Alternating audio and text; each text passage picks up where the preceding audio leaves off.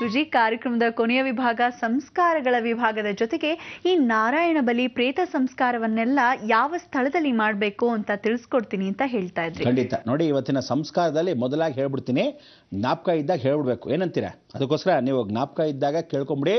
ಇವತ್ತು ದರ್ಬೆ ಎಲ್ಲರೂ ಶೇಖರಣೆ ಮಾಡ್ಕೊಂಬಿಡಿ. ದರ್ಬೆಯನ್ನು ಇವತ್ತು ತಗೊಂಬರ್ತಕ್ಕಂಥ ವಿಚಾರ ಗುರುವಾರ ಆಗಿರೋದ್ರಿಂದ, ಈ ಸೋಮವಾರವೇ ರಾಹು ದೋಷ ಬಿದ್ದಿರೋದ್ರಿಂದ ಗುರುವಾರ ಅಕಸ್ಮಾತ್ ದರ್ಬೇನ ತಂದರೆ ಸುಮಾರು ಒಂದು ಕಟ್ ತೊಗೊಂಡ್ಬಿಡಿ. ಅದು ಹಬ್ಬ ಅಂದರೆ ಏನು ಜಾಸ್ತಿ ಇಲ್ಲ, 5 ರೂಪಾಯಿ, 10 ರೂಪಾಯಿ, 30 ರೂಪಾಯಿ ಹೀಗೆ ತಂದರೆ ಒಂದು ಕಟ್ ಫುಲ್ ಸಿಗುತ್ತೆ.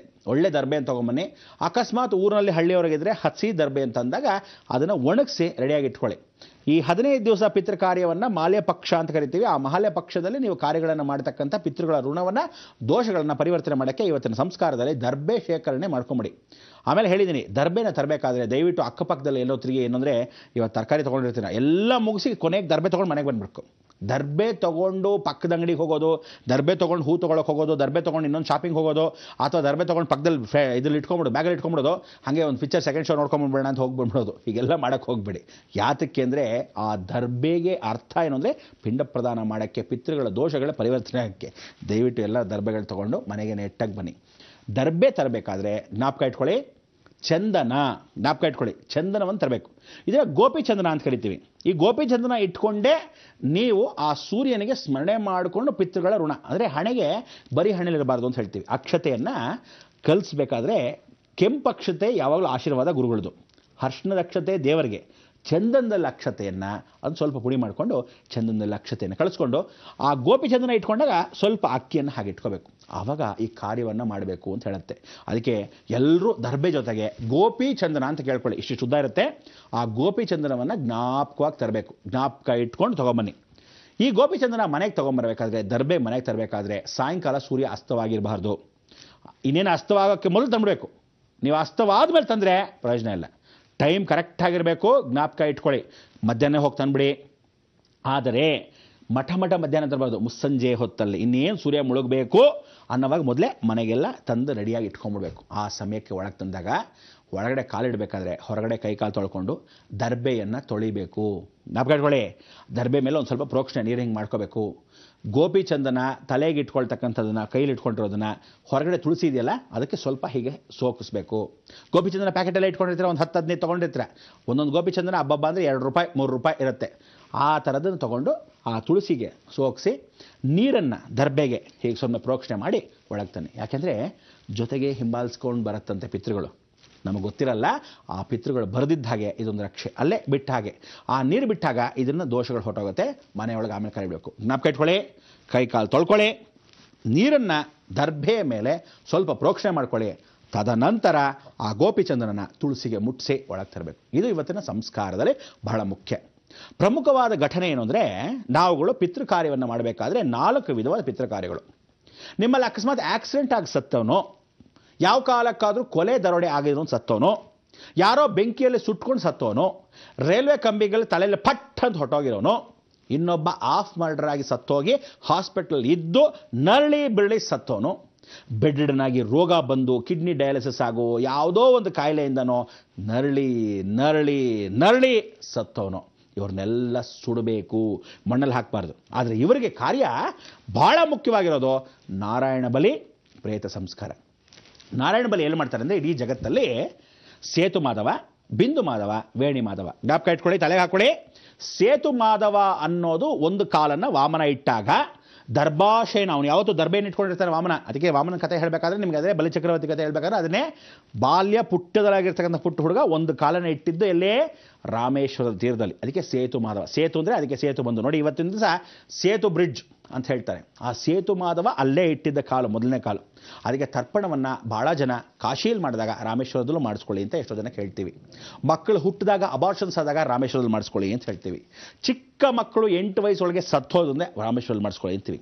ಆದರೆ ಪಿತೃಗಳು ಸತ್ತಾಗ ಕಾಶಿಯಲ್ಲಿ ಮಾಡಿಸ್ಕೊಳ್ಳಿ ಅಂತೀವಿ. ಸೇತು ಮಾಧವ ಅಲ್ಲಾಯಿತು.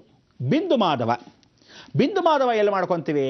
ಗಯಾ ಶ್ರಾದ್ದ ಅಂತ ಮಾಡ್ತೀವಿ. ಗಯನಲ್ಲೇ ಆ ಗಯಾ ಶ್ರಾದ್ದವನ್ನು ಮಾಡಿಸ್ತೀವಿ. ಆಗ ಈ ನಾರಾಯಣ ಬಲಿ ಅಂತ ಯಾಕೆ ಹೆಸರು ಬಂತು ಅಂದರೆ, ಹಳದಿ ಪಿಂಡ ಅದನ್ನು ನೆನೆಸ್ಕೊತಾರಂತೆ. ಇವನು ಪಾಪ ಆಕ್ಸಿಡೆಂಟ್ ಆಗ್ಸತ್ತೋದ, ಇವನಿಗೆ ಒಳಗಡೆ ಸ್ವರ್ಗದಲ್ಲಿ ಸೇರಿಸಲ್ವಂತೆ. ಯಾಕೆಂದರೆ ಇವನು ಕುರೂಪಿ. ಯಾವತ್ತು ತಿಳ್ಕೊಳ್ಳಿ, ದೇವಲೋಕದಲ್ಲಿ ಕೂಡ ಅನ್ಯಾಯವಾಗಿ ಸತ್ರೆ, ಕೊಲೆ ದರೋಡೆ ಆಗಿ ಸತ್ರೆ ಗರುಡ ಪುರಾಣದಲ್ಲಿ ಹೇಳುತ್ತೆ ಅಂದರೆ, ನೀವು ಅಕಸ್ಮಾತ್ ಕೈ ಕುಯ್ಕೊಂಡು ಸತ್ತೋಗಿದ್ರೆ ಆತ್ಮಹತ್ಯೆ ಮಾಡ್ಕೊಂಡು ಭಾಳ ಜನ ನಾಟಕಗಳು ಏನು ಅಂತೀರ, ಅಮ್ಮ ನಾನು ಲವ್ ಮಾಡ್ತಾ ಇದ್ದೀನಿ, ಅವ್ನು ಮದುವೆ ಮಾಡಿಸೋದು ಸತ್ತೋಗ್ತೀನಿ, ಇದೆಲ್ಲ ನಾಟಕ. ಈ ಥರ ಸುಮ್ಮನೆ ಸುಳ್ಳು ಹೇಳೋರು ದಿನ ಸಾಯಲ್ಲ ಅವರು, ಇನ್ನೊಂದು ಕಲ್ಬಂಡೆ ತಕ್ಕರು ಸಾಯಲ್ಲ ಅವರು, ಬರೆದಿಟ್ಕೊಂಬಿಡಿ. ಇವರಿಗೆಲ್ಲ ಕರ್ಮಗಳನ್ನು ಕಳ್ಕೊಳ್ಳೋಕ್ಕೆ ಅಕಸ್ಮಾತ್ ಕೈ ಕುಯ್ಕೊಂಡು ಸೂಸೈಡ್ ನೇಣಾಕೊಂಬಿಡೋದು. ಎಕ್ಸಾಮಲ್ಲಿ ನಾನು ಪಾಸ್ ಆಗಿಲ್ಲ, ಅದಕ್ಕೆ ಸರಿಯಾಗಿಲ್ಲ, ಸೂಸೈಡ್, ಇಂಥವ್ರಿಗೆಲ್ಲ ನಾರಾಯಣ ಬಲಿ. ಇವ್ರಿಗೆಲ್ಲ ಆತ್ಮ ಇಲ್ಲೇ ಸುತ್ತಾಡ್ತಿರುತ್ತಂತೆ. ಎಲ್ಲಿ ಸುತ್ತಾಡ್ತಿರುತ್ತೆ ಹೇಳ್ತೀನಿ. ಗರುಡ ಪುರಾಣದಲ್ಲಿ ಹೇಳ್ತಕ್ಕಂಥ ವಿಚಾರಗಳನ್ನು, ಸಾಕಷ್ಟು ವಿಮರ್ಶೆಗಳನ್ನು ನಮ್ಮ ಈ ಕಾರ್ಯಕ್ರಮಗಳನ್ನು ಪರಿಪೂರ್ಣವಾಗಿ ಹೇಳ್ತಾ ಹೋಗ್ತೀನಿ. ಅದಕ್ಕೆ ಶಿವಂ ವಾಸ್ತುವಲ್ಲಿ ಹೇಳ್ತಕ್ಕಂಥ ಗೃಹ ನಿವಾಸ, ಪಿತೃ ಕಾರ್ಯಗಳನ್ನು ಮಾಡ್ಕೊಳ್ಳೋ ಗೃಹ ನಿವಾಸ, ತದನಂತರ ಮನುಷ್ಯನ ಕರ್ಮ ಕಳ್ಕೊಳ್ಳೋಕ್ಕೆ ಗೃಹ ನಿವಾಸ, ನಾವೆಲ್ಲ ವಾಸ ಮಾಡೋದು ಆ ಮನೆಯಲ್ಲಿ. ಮನೆ ಮಂತ್ರಾಲಯ ಆಗಬೇಕು ಅಂತ ಹೇಳ್ತೀವಿ, ಮಂತ್ರದಿಂದ ಆಲಯವಾಗಬೇಕು. ಅದಕ್ಕೆ ದಿನ ಇವತ್ತಿನಿಂದಾನೇ ಪ್ರತಿದಿನ ಬೆಳಗ್ಗೆ ಎದ್ದ ತಕ್ಷಣ ಆದಿತ್ಯ ಹೃದಯ, ಬೆಳಗ್ಗೆ ಎದ್ದ ತಕ್ಷಣ ಸೂರ್ಯ ನಮಸ್ಕಾರ, ಬೆಳಗ್ಗೆ ಎದ್ದ ತಕ್ಷಣ ಸಾಕ್ಷಾತ್ ವಿಷ್ಣು ಸಹಸ್ರನಾಮವನ್ನು ಮನೇಲಿ ಹಾಕ್ಕೊಳ್ಳಿ. ಯಾಕೆಂದರೆ ಈ ಪಿತೃಪಕ್ಷಗಳಲ್ಲಿ ಮನೆ ಹೊರಗಡೆ ಓಂ ಅನ್ನೋ ನಾದ ಇಡ್ತಾ ಇದ್ದರೆ ಕೆಟ್ಟ ಗಾಳಿ, ಕೆಟ್ಟ ದೃಷ್ಟಿ, ಕೆಟ್ಟ ಭಾವನೆಗಳು ಅಥವಾ ಕೆಟ್ಟದ ಒಂದು ರಾಹು ಮನೆಗೆ ಪ್ರವೇಶವಾಗದೇ ಇದ್ದಾಗೆ ಕಾಪಾಡುತ್ತೆ, ರಕ್ಷಣೆ ಮಾಡುತ್ತೆ. ಇದೆಲ್ಲ ನಮಗೆ ಕಣ್ಣು ಕಾಣದೆ, ಏನೋ ಅರಿವಿಲ್ಲದೆ ಎಷ್ಟೋ ತಪ್ಪುಗಳನ್ನು ಮಾಡ್ಕೊಂಡಿರತಕ್ಕಂಥ ಪ್ರತಿಯೊಂದನ್ನು ಸರಿತಿದ್ದುಪಡಿಸ್ಕೊಳ್ಳೋಕ್ಕೆ ಏಕೈಕ ಮಾರ್ಗ ಧರ್ಮ ಮಾರ್ಗ. ಇಂಥ ಒಂದು ಧರ್ಮ ಮಾರ್ಗದಲ್ಲಿ ಪಿತೃ ಕಾರ್ಯಗಳನ್ನು ಮಾಡಿರ್ತೀವಿ. ಒಂದೊಂದಾಗಿ ಪಿತೃ ಕಾರ್ಯಗಳನ್ನ ಹೇಗೆ ಮಾಡಬೇಕು, ಎಲ್ಲಿ ಮಾಡಬೇಕು, ಯಾಕೆ ಮಾಡಬೇಕು, ಯಾಕೆ ಯಾರ ಕೈಲೇನೂ ಮಾಡಿಸ್ಕೋಬಾರ್ದು, ಎಲ್ಲ ಸುಮ್ಮನೆ ಮಾಡಿಸ್ಕೊಂಡ್ಬಿಡ್ಬಾರ್ದು. ನಿಮಗೂ ಸ್ವಲ್ಪ ಗೊತ್ತಿರಬೇಕು ಅದ್ರ ಬೆಲೆ, ಅದು ಹೇಗೆ ಮಾಡಿಸ್ಕೊಳ್ಳೋ ಅಂತಕ್ಕಂಥದ್ದು. ಯಾಕೆಂದರೆ ನಾಳೆ ದಿವಸ ಸುಮ್ಮನೆ ಏನೋ ಅವ್ರಿಗೆ ಹೇಳಿಸ್ಬಿಟ್ರು ಅಂತ ನಾನು ಮಾಡಿಸ್ಕೊಂಡ್ಬಿಟ್ರೆ ನಿಮಗೆ ಮಾಡಿಸ್ಕೊಂಡ್ರು ಅಂತ ಗೊತ್ತೇ ಹೊರತು ದುಡ್ಡಿದ್ದವ್ರು ಮಾಡಿಸ್ಕೊತೀರಾ, ದುಡ್ಡಿಲ್ದದ್ದು ಗತಿ ಏನಾಗಬೇಕು. ಅದಕ್ಕೆ ಹೇಳೋದು ಲೋಕವೆಲ್ಲ ಸುಭಿಕ್ಷವಾಗಿರಲಿ ಅಂತ ಭಗವಂತನ ಪ್ರಾರ್ಥನೆ ಮಾಡ್ಕೊಳ್ಳೋಣ. ಲೋಕ ಸಮಸ್ತ ಸುಖಿನೋ ಭವಂತು, ಸನ್ಮಂಗಳಾನಿ ಭವಂತು. ಗುರುಜಿ, ನೀವು ಹೇಳ್ತಿದ್ರಿ ಮನೆಯಲ್ಲಿ ಓಂಕಾರದ ನಾದ ಝೇಂಕರಿಸ್ತಾ ಇದ್ರೆ ದುಷ್ಟ ಶಕ್ತಿಗಳು ದೂರ ಓಡತ್ವೆ ಅಂತ. ಜೊತೆಗೆ ಪಿತೃ ಕಾರ್ಯ ಹೇಗ್ ಮಾಡ್ಬೇಕು ನಮಗೂ ಸ್ವಲ್ಪ ಅರಿವಿರ್ಬೇಕು ಅದ್ರ ಬಗ್ಗೆ.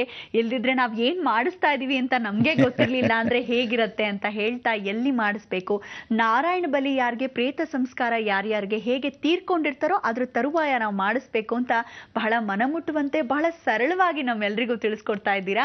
ನಾಳೆ ಕೂಡ ಇದನ್ನು ಮುಂದುವರಿಸ್ತೀರಾ ಅನ್ಕೊಂಡಿದೀವಿ. ಮತ್ತೆ ನಿಮ್ಮ ಭೇಟಿ ಸೋಮವಾರ ಗುರುಜಿ. ಧನ್ಯವಾದಗಳು.